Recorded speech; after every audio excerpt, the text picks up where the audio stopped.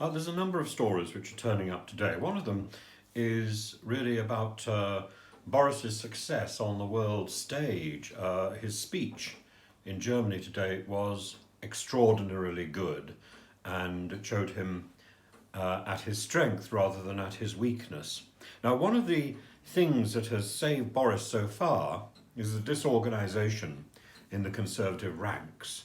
And a lot of Conservatives, I think, a lot of Conservative MPs have failed to put in their letters to the 1922 committee because they think all the information about Partygate is not yet there. Not only that, but the alternatives to Boris are certainly not in position. Who are they? Liz Truss, who has been exposed as basically useless. She doesn't know her geography, and she looked like a cornered mouse, like a gerbil in a cage.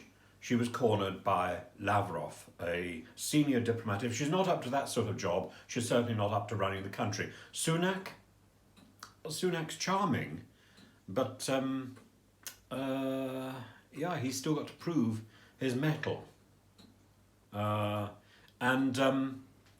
it's not just about the problems with Boris, it's about the problems with who can replace him.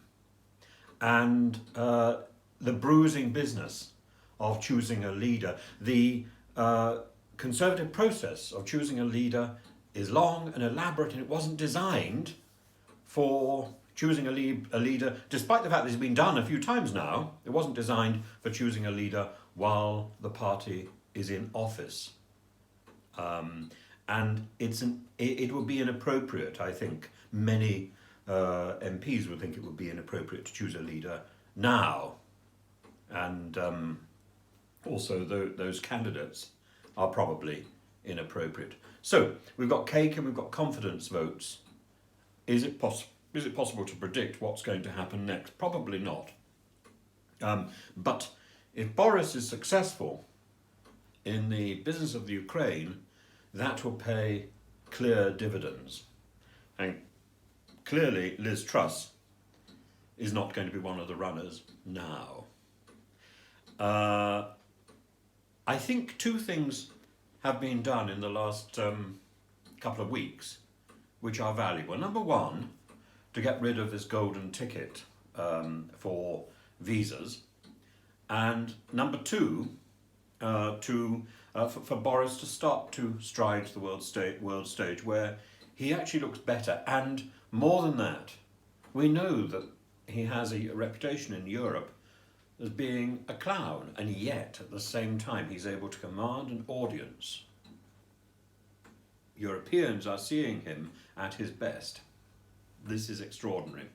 There is another person who is coming up on the outside who looks as if he could command the nation, and that's Ben Wallace.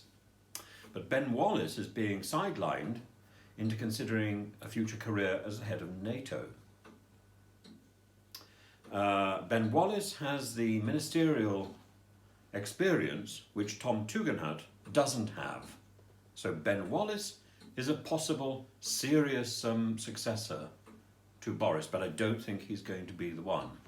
I think we're going to have to wait for somebody who will be groomed and prepared. It will be somebody unexpected. I think we should look possibly at the person who's been recently appointed Chief Whip, Chris Heaton-Harris, or at other people in the backbenches who have not yet made it around the cabinet table. That, I think, is where the future leader of the Conservatives will come. And at the same time, I think now is the time for the Labour Party to get its act together. Keir Starmer has recently taken on union aggression. He's been criticised for that, but it marks him more apart from Jeremy Corbyn than ever before. And this is interesting. The Labour Party is moving back towards the centre. It's moving back, and quite rapidly, towards the point where it could be electable. I think this is a very positive time for British politics at the moment, bizarrely.